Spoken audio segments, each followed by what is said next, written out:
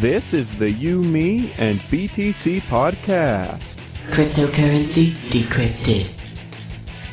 Welcome to episode 99. This week, we've got several little things to cover. First up, we'll chat about a new pro-peace haiku contest from antiwar.com and Bitcoin Not Bombs. The top three prizes total 1.7 Bitcoins, so you'll definitely want to check this out. Then after that, we'll discuss why Satoshi Nakamoto would be ineligible for a Nobel Prize. Last week we mentioned that he might receive a nomination, but we now know that the prize can't be awarded anonymously. We'll also chat about a new Bitcoin Escort Database, a Bitcoin training program for IRS agents, and tons more. Your hosts are Tim Baker, John Stuart, and myself, Daniel Brown. Here we go.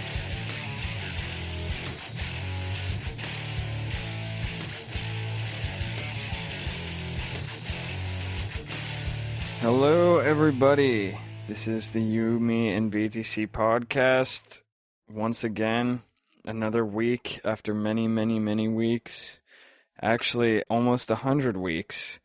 Oh, man. Yeah. Was that 3 minis he used, or was that 2? I think it was 3. I don't know. But, Does it matter? Yeah, it does matter a little bit to me. I was asking a question, Daniel. Let John continue. Anyway, you weren't supposed to say his name yet. That comes next. Yeah, sorry, man. Daniel, edit that out. I'm John Stuart, and I'm here with these unfortunate fellows. Daniel Brown. And Tim Baker. Yeah, so we've got a few smaller items to hit on today. We're going to start off with a haiku contest from antiwar.com, and I guess it's being sponsored by Bitcoin Not Bombs, similarly to the Don't Expose Evil meme contest that we sponsored a while back. In light of recent events with Syria and Paris and all this stuff that's going on, they want to do another pro-peace contest. So it's a haiku contest, and I assume that when people talk about haiku contests, that means Twitter. So if you have any pro-peace haikus that you'd like to share, get on Twitter and use the hashtag antiwarhaiku. You could probably tag antiwar.com and Bitcoin. Yeah, it's actually kind of funny because at the very end of, I think it was last week, possibly the week before, but at the very end, just for no reason at all, I said, send us haikus, and then I cut my recording. And then like a few hours later, they tweeted, and they're like, oh, hey, we're doing a haiku contest. I'm like, oh, cool, yeah. We actually need haikus. So it wasn't for no reason at all, though, I think. Like, haiku is like a thing on Twitter, which annoys me because, like, I don't know. It annoys me because I feel like haikus are not just like 575, but that's like the only thing that people, I mean, like, I guess technically that makes it a haiku, but it's like more than that. Wait, what is it? Well, haikus are supposed to like, they're supposed to have like some kind of like irony or something, or like a juxtaposition of like two things. There's like more like thematically and like in terms of content, there's supposed to be more to it. So it kind of annoys me, but that's just because I'm I don't know, tight, got my panties in a twist or whatever. John just made this contest way more self-indulgent, not self-indulgent. Yeah, so if you're going to, I'm looking at the Wikipedia page right now just to verify my information. If you're going to participate in this and you want my blessing and you don't want me to think you're an idiot, you need to make sure that the essence of your haiku is cutting, often represented by juxtaposition of two images or ideas, a kind of verbal punctuation mark which signals the moment of separation and colors the manner in which the juxtaposed elements are related. It also typically has like a seasonal reference. Sounds like he's describing a beer. What? Anyways, and apparently modern Japanese haiku are increasingly unlikely to follow the tradition of 17 syllables. So your 575 like doesn't even mean anything. My the use of the juxtaposition still continues. So like honestly, the fact that people only do the 575 is like worse than if they just made a short poem that used the juxtaposition, because that's actually like seems to be the real essence of it. John, we've been having haiku contests and haiku assignments for as long as I can remember in this country. That is one thing that we will not ever stop doing, but it has to be watered down to just this. Which also, I didn't get why the prizes were set up the way they are. I now understand that, the 575, but so I guess also, wait, did you tell people how much the prizes are? No, not yet, but yeah, it is kind of funny. Try, like, when you're trying to figure out what you guys want to write, maybe listen to John, maybe not, whichever way you're writing poems. So just go for second place. But yeah. Okay, I was getting to it, Daniel. Yeah, just do your best and then do one after that and then do whichever one's worse. Yeah, I honestly... Because you're gunning for that 0.7 Bitcoin instead of this paltry 0.5 you get for actually winning the thing. I just mostly can't believe that we talked about haiku for 5 minutes just now, but I guess we did. Well, yeah, that's what anti-war does to us. They get us talking about all this stuff. I'm trying to restrain myself. I could probably go for the rest of the episode. Well, I do have one more thing to add, and that is that, first of all, Tim, I've never, as far as I can remember, I've never written a haiku in my life, so I don't really know what you're talking about. I don't believe that. I'm going on your Twitter right now, and I guarantee you I'll find on one. my Twitter? Why would I tweet a haiku? Because you're trying to be a smart ass. Like, that's exactly the kind of thing that you would do. What are you talking about? That is exactly something it could have happened. I don't know. But I will say, on Twitter, the place where I do see haikus is from, I don't even know who this is. Somehow I ended up following her, or maybe I don't even know. But she's has a ton of followers. You followed someone home? On Twitter, Tim. I know. Oh my gosh.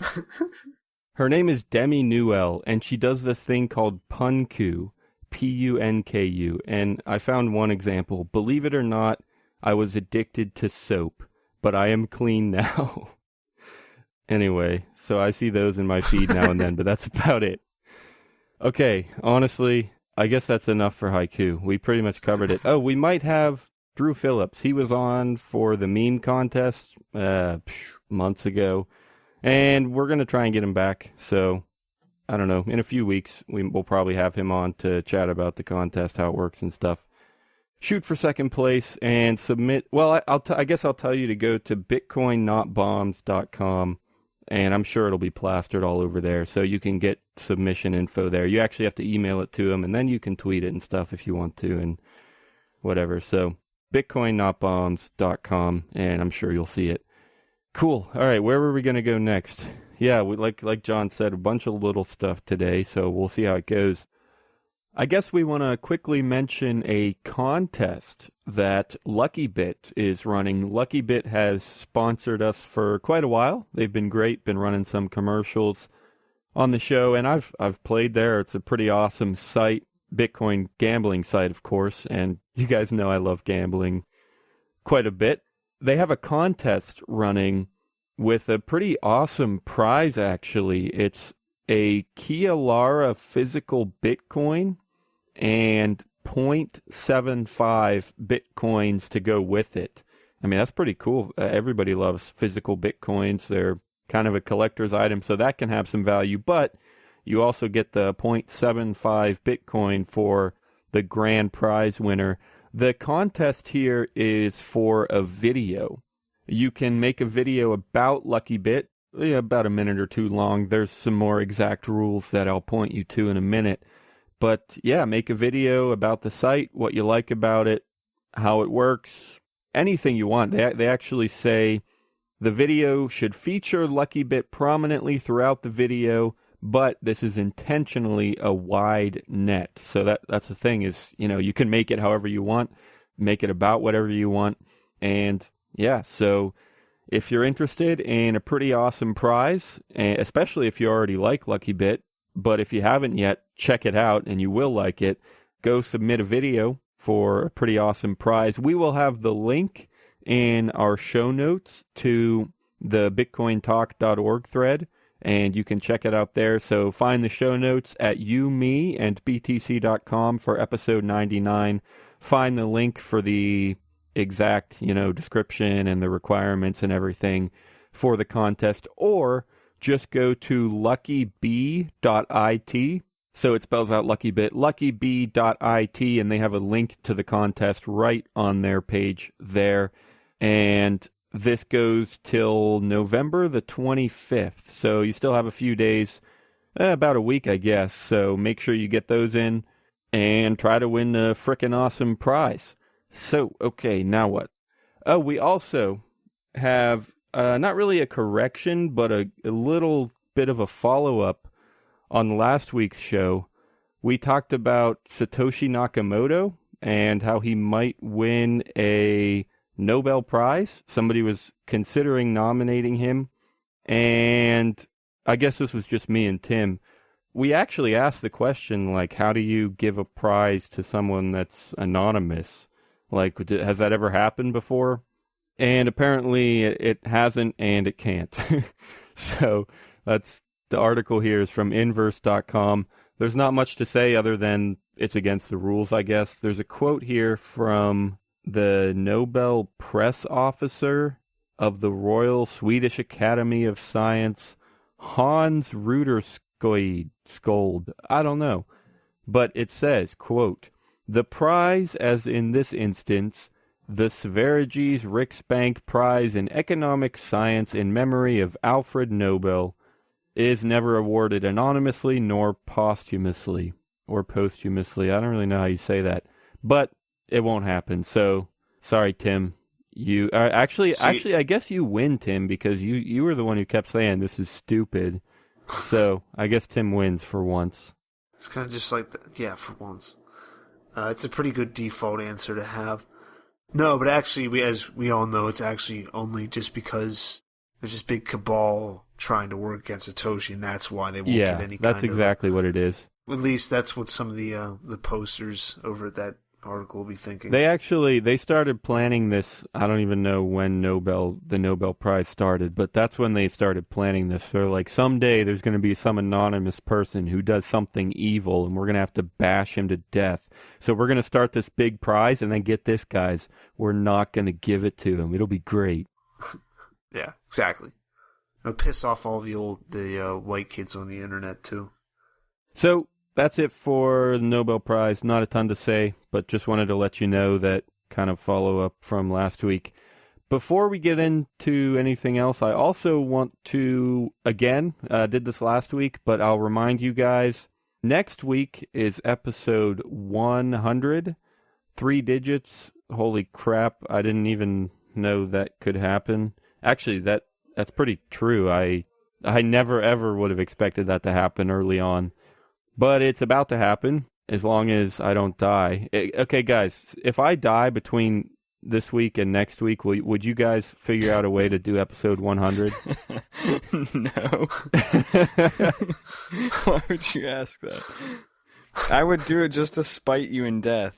Come on, guys. Yeah. It's my legacy. This is all I have in life. Yeah, I would be making a pretty powerful statement about the nature of the human condition. Which is what I've always wanted to do. Would you at least write a haiku about me? I haven't figured out a way to encapsulate the human condition in a haiku yet. I also haven't found one on your Twitter yet. I'm starting at the beginning. Right now I'm in December of 2014. I'm relatively certain I've never done a haiku, unless the only thing I can think of is maybe I did a punku in response to that, whoever that was. I don't know. I'm going to have to check your old personal Twitter account, too. Yeah, this. I have no clue what could be on there. Oh, gosh. Haiku. Anyway, episode 100. We have 2 plans right now. First of all, we're going to go ad-free just because, it's not huge, but we're like, oh, it's Black Friday. How can we give people a deal? I guess we could go ad-free. That's kind of a deal. Sort of. So we'll do that just for fun. And for episode 100, why the heck not? Another plan is to have some fans on the show for however long you want, 5, 10, 15 minutes. We'll do some quick chats and try to put them together for a full episode. Hopefully we can work out scheduling and stuff. Scheduling has always been hard for interviews and stuff. It's not the easiest thing in the world, but we'll see what we can do. So the thing there is, let us know if you want to join us at all. Like I said, even a few minutes. Or we've done an episode ages ago where we just took recordings from some of the community. And if you want to send us a recording, some thoughts on anything at all in Bitcoin or about the show, well, yeah, sure, why not? So just get in touch with us, tweet me at me and BTC, and I don't know, include a haiku, because apparently that's all people do on Twitter. I don't know. Also, just if you have any other ideas for episode 100, tweet me, email me, Daniel at meandbtc.com. Let us know, anything at all. If you want to join us, if you have an idea, do it. All right, so I'm assuming John is still searching because he's never going to find that haiku that I wrote because I never wrote it. So I'm going to turn things over to Tim to talk about bed. Tim, what the heck is bed? Bed is a wonderful little site that we stumbled upon that still thinks it's okay to scroll over horizontally while you use it. Oh my! It has a listing of female First companions. of all, hang on, Tim. That was a terrible description. Nobody's going to know what you meant by that. The thing is, it's wider than your screen, so you have to scroll horizontally to actually use the site. Whatever you said did not really make sense, Tim. Okay, fine. I apologize, Daniel. Don't apologize. Just admit that you suck at life. Let me try again, okay? Okay. BED, also known as the Bitcoin Escort Database, is a big escort database, as you could probably figure out. And it just has horrors that will fuck you for Bitcoin instead of just using paper or credit card. The real reason I gave this to Tim is because he's the only one of us that's used it before, so... Silence. One day. Maybe you should find some hosts who will... What's the word I'm looking for? Pander to your jokes. Me? I wasn't joking. I was serious. Silence again. God, what else? I was being serious. You're not supposed to laugh.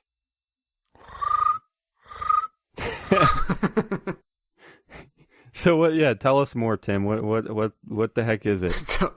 I mean, what do you mean more? Well, okay, more. What it looks like more specifically is it breaks it down by the section of the world you're in, from like North America, Asia, Oceania, Europe, I guess the sections they have. And then North America, it's Canada and United States, and that's it. So then you go, if you live in India, you can do that and find whatever India has of states. But in the United States here, we have states. So then you can just go through the listings by states of where the girls are. It then just tells you who accepts Bitcoin. In bigger states or more popular states, it has it broken down by cities as well. But yeah, like I said before, most of the links go back to like a Backpage ad. And we've talked about Backpage on here before, just how a lot of people use Bitcoin. Yeah, that's on it. That's really the main reason I thought this might be worth covering, is because we joked about Backpage a while ago when I think the credit cards shut Backpage down or something, so they went to Bitcoin.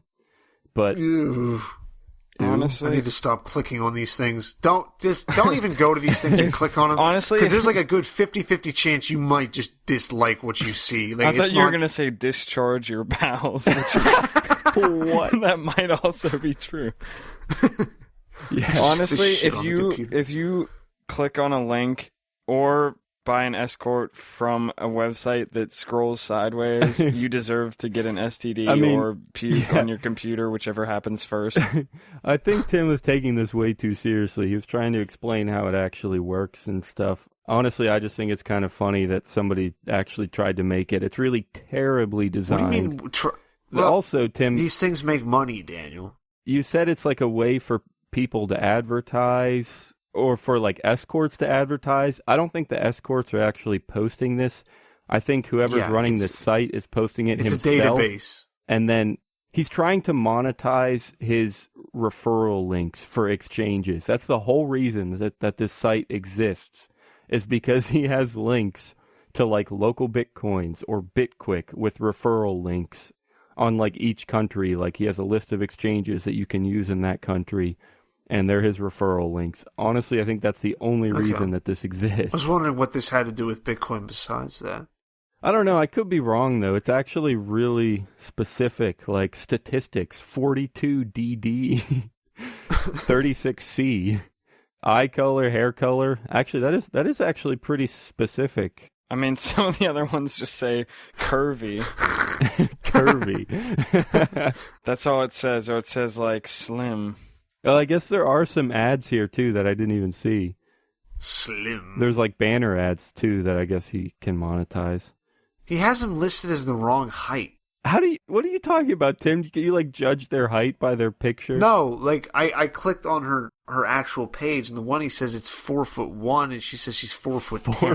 4'1". What? It's probably just a typo, Tim. Oh, here's one that's 43 years old. What? Why does that help? 51. Anyway, yeah. So look up BED. Look up the Bitcoin Escort Database. No, if you just have all this extra Bitcoin and you don't know what to do with it. This doesn't look like a good place to use and this, make Daniel. sure you scroll horizontally and click on all the referral links and the ads and... Oh, I just went... Oh! What? Oh, what is it? It took me like another like her own personal website. Yeah, I got a couple of those. Looked like a beached whale that was writhing around on a bed with pierced nipples. All right. She's like, I'm stuck on my back. I can't get up. You fat shamer, you. Join the club. Join the club. Join the Bitcoin Talk Club. Interested in Bitcoins or altcoins? Love chatting? We are the place for you. Bitcoin Talk Club is a new form sensation coming to a computer near you. Whether you're a professional coin developer or someone that wants to know more, our doors are open for you. We are looking for people to join and help build this forum into a one-stop knowledge base for everyone's needs. We're looking for you at Bitcoin Talk Club. Join the club. Join the club. Join the Bitcoin Talk Club. All right, so I guess I'm starting off again after the lovely commercial break that you probably just heard. So I guess to start off with, I can plug real quick that there is a new Bitcoin in the Arts that is out. You may have realized, or you probably have not realized, that it was a week late because, like, I totally forgot that it was even a thing that I did until... I actually did remember, like, a few days before, but not on the actual Saturday. I'm like, huh. You also didn't remember to tell me the few days before. I know. But, yeah, no biggie, I guess. It's once a month. If it's a week late, I don't know that it's a huge deal. Sue me, kill me. Don't listen to me, whatever. if you disagree and you think it is a big deal, I can't really do much about that now. It's too late. Yeah, what was it about? Oh, I found this article, which was fairly old, but talking about how maybe there's like no such thing as Bitcoin in the arts. No, that's not really true because, there definitely is. But, yeah, it's just like a certain crowd. Yeah, I guess in the more traditional art scene, it's kind of a joke or like something that they don't think about at all, like not even on the radar. But yeah, so I just talked about that a little bit. Yeah, there were a few, I think tweets, maybe comments or something where people were saying like, actually, I buy Bitcoin or I buy art with Bitcoin all the time. And I think that's obviously true. I mean, it really is just a certain crowd that just, I don't even know why. They just think it's weird or they don't understand it. But the truth is, there's like 5 or 6 like Bitcoin art sites that we've talked about or come across. A couple Bitcoin or like crypto art Twitter people that I follow. It's a little strange, but there really does seem to be a strong connection there, which I guess is why the show started. But yeah, actually, I don't think it's that strange. One of the things that they said in the article that I think I quoted in the episode was something like, it doesn't matter how forward-thinking the actual art is, the market is conservative. And I think that's more the takeaway. to me, it makes perfect sense that artists would be into Bitcoin. I mean, I just like think about how quickly in music, like people got onto crowdfunding and like doing indie production and stuff. Yeah, that's true. And I think the same is true of like other kinds of art. It's just the certain venue that was being discussed. I actually am in the process of trying to commission something from Crypto Graffiti, and he also said he might be interested in an interview, John, which I don't remember if I told you that. But anyway, so maybe that could be a future Bitcoin in the arts. But I really want to get something fancy and something really big and show off. I really just want to spend $10,000 on it just so I can show off and be like, oh, I spent 10. No, I wouldn't spend that much. $10,000 on a piece of art, yeah. Well, yeah, that's when you know you made it. Yeah. No, his old work, which I think we briefly mentioned on the show, and in fact I know we did, it was actually cut up credit cards, and he made a picture of Dorian Nakamoto out of cut up credit cards, which is actually really creative. It's I love that piece, and I think it's actually still on auction right now. Yeah, so that's I don't know if I want cut up credit cards. We're thinking maybe a combo between cut up credit cards and painting. I don't know. We're still working on it. And maybe he really will ask $10,000, and then I'll be like, oh, actually, never mind. Speaking of asking for money. Oh, yeah. Good transition.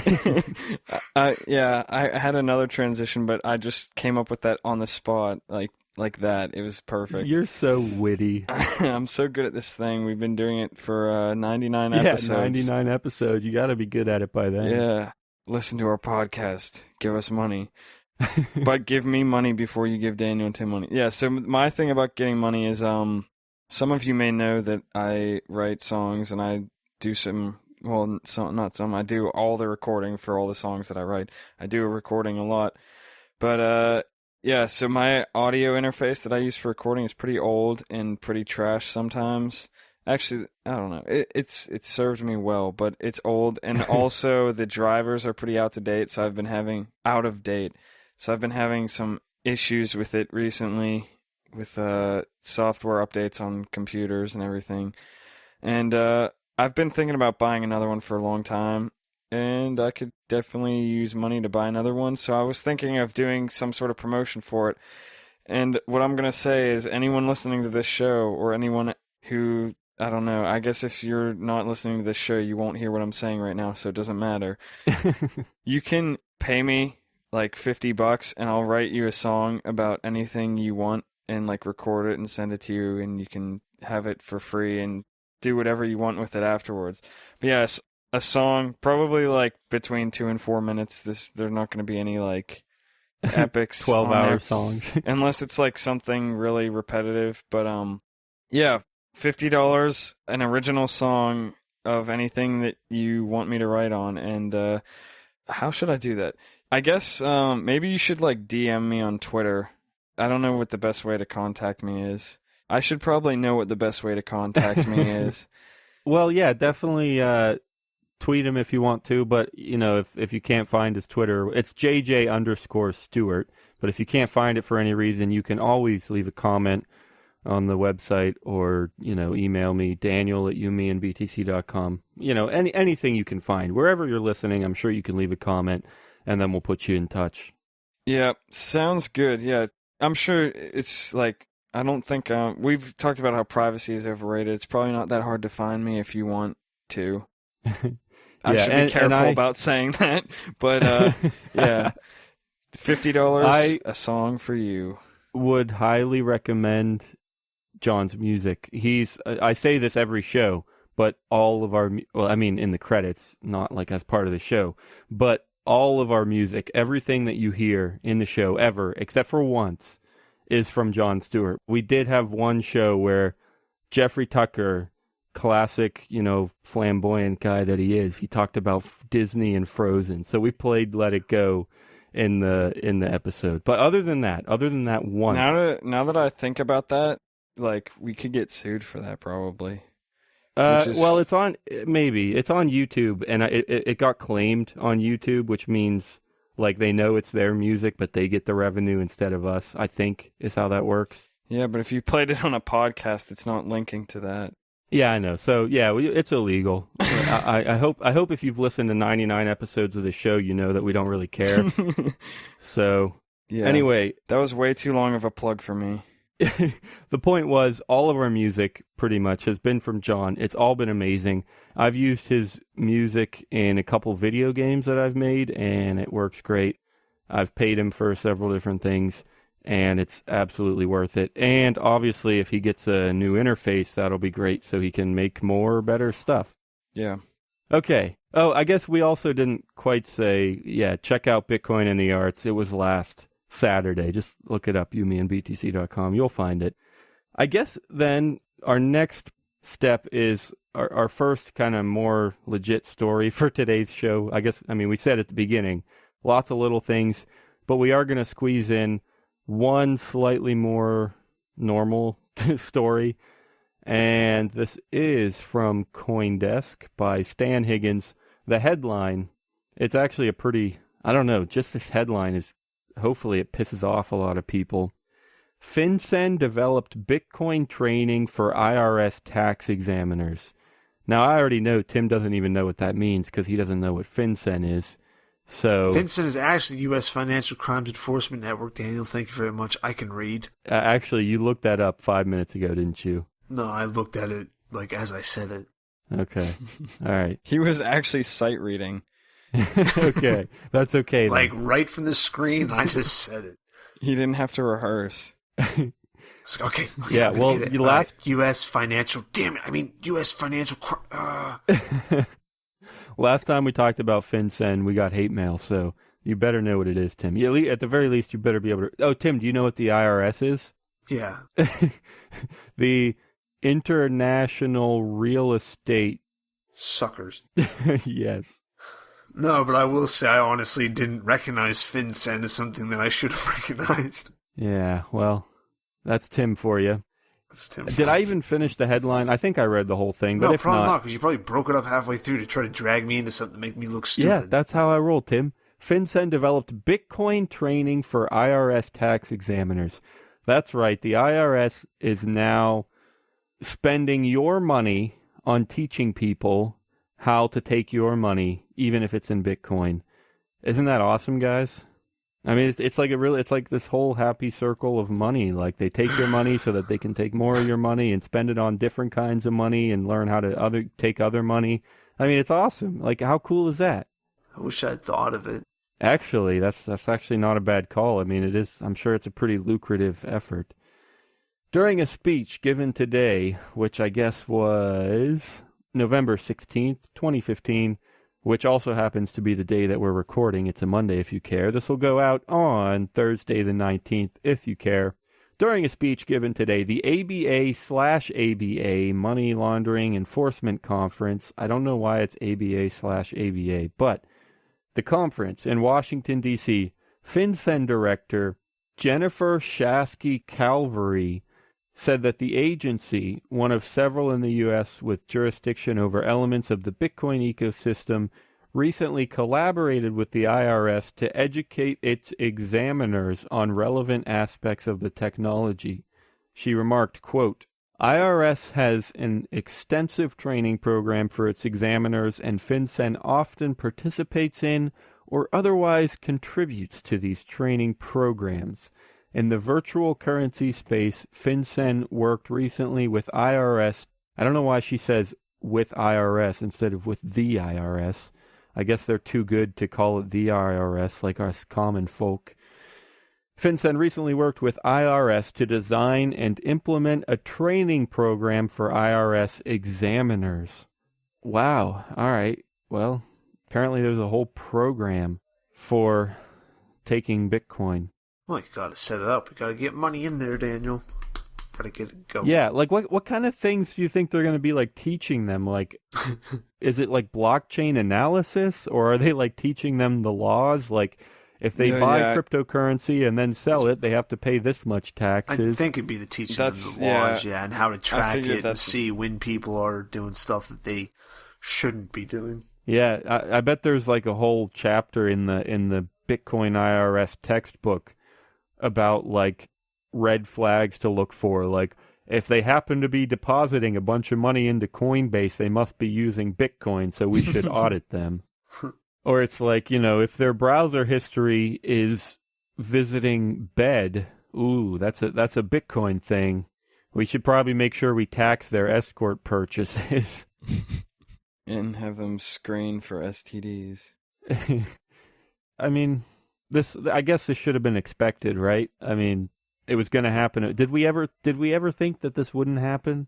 I mean, I don't know if we ever specifically said it, but I'm pretty sure if anyone ever would have asked us, we would have been like, I mean, yeah, I guess eventually they're gonna try. Of course they are. Now I guess the question is, will it be effective? We've always known that they would try. Of course they will. Why wouldn't they? But do you think that this will be effective? I guess that's something that we always allude to it, but I don't know if we've ever really gone through it. Like, is tax evasion really easier with Bitcoin? Do you think it's possible to be successful in evading taxes with Bitcoin? Or do you think people will do that? Do you think they specifically won't do that? I don't know. What do you think? I think if you can get paid in Bitcoin, it's probably a lot easier. If you're buying it all the time. That's true. Yeah, honestly, even without Bitcoin, if you can get paid privately, whether it's with even privately with like a check, like even privately with a bank transfer or with PayPal, I mean, yeah, you can pretty much get away with not paying taxes on that. That's my guess. I'm not an attorney. Don't come to me if you end up in prison because your employer pays you with PayPal. But that would be my guess, is that anything that's not like an official, that's not like a corporation paying you as an employee, anything that's not that, you can probably do it under the table and pretty much get away with it. Yeah, I mean, my fiance worked at this cafe and like got paid under the table, and like nobody who worked there paid taxes, and I'm pretty sure the owner didn't pay taxes either. It was kind of shady, but well, I mean, I guess it worked out. Honestly, I think it's a lot easier than people think. I mean, Yeah. if as long as you're not filthy rich, if you're just the average dude, they're not going to waste their time on you. I mean, I shouldn't. Don't quote me on that. Don't take that as legal advice, because it's not. I know it's not going to be my fault if they do come after you. But Quote Daniel, it's not as hard as you think. Just don't do pay it. taxes. Don't let your dreams be dreams. Yeah. I mean, but I guess it must not be 100% though either. I mean, I'm sure there are average people who they're probably not even trying to evade taxes. They probably just like fill out the form wrong, and they probably do face a ton of crap for just a little typo or whatever. Yeah, I mean, like there's those stories about people who, like, a 13-year-old gets fined like $40,000 for pirating music, like things like that. But yeah, I don't think that's very common. Yeah. Anyway, so yeah, it is happening with Bitcoin. I pretty much agree with you, John. If you're really trying to avoid it, either there's two options. Either you know what you're doing and you successfully evade taxes, or you don't know what you're doing but you just get away with it anyway, pretty likely. Or I guess the third option is you get caught and you get screwed. That's always a possibility, but I would say for most people it's going to be they know what they're doing, or nobody cares anyway. Are you tired of Bitcoin dice and ready for something different? Try LuckyBit, the original falling coin game, at luckybee.it. It's the most exciting Bitcoin game on the web. You can bet on 5 different payout lines and win up to 999 times your bet. You can even use their faucet to get some free Bitcoin. Dice is boring. Play different at LuckyBit. Check it out at luckybee.it. All right, guys, this could be interesting. Advice of the day. So we can't give legal advice, but we can still give advice of the day, which is better. I mean, I guess for me, advice of the day is learn how to get paid under the table, learn how to use Bitcoin, learn how to hide Bitcoin, And don't pay taxes because I don't think you should. Look up agorism. But Daniel said that's just his, so I guess I need a different one. That was not my advice. What is this? Like, you can't. Are you saying like my advice isn't good? Is my advice so bad that you can't even give some that's similar? Is that what you're saying? That's no, insulting. I just summed up the advice you gave in one word, and it was a lot shorter, simpler, and more to the point. Oh, cool. So, my advice deserves a little bit of the extra effort of summary. I like that. I mean, more like good advice. You take it, you cut it down, you slice like the fat off the meat, the useless shit just comes in with it. That's pretty true. That's pretty much spot on. All right then. What is it, Tim? You're really upset about that. I don't know why I thought that was so It'd be funny. better if I thought of an advice to give and I could give it in a haiku. Yeah, that's my advice. Learn what a haiku is before you use it. Peruse before you use. Was that? Are you referencing the escorts there? That's Tim's advice of the day or that the was week. a good joke. That was Tim's advice for the escorts. My advice is never end the episode on a bad piece of advice, so I'm going to try to keep my own advice. I'm cutting it right there, so that better be good advice.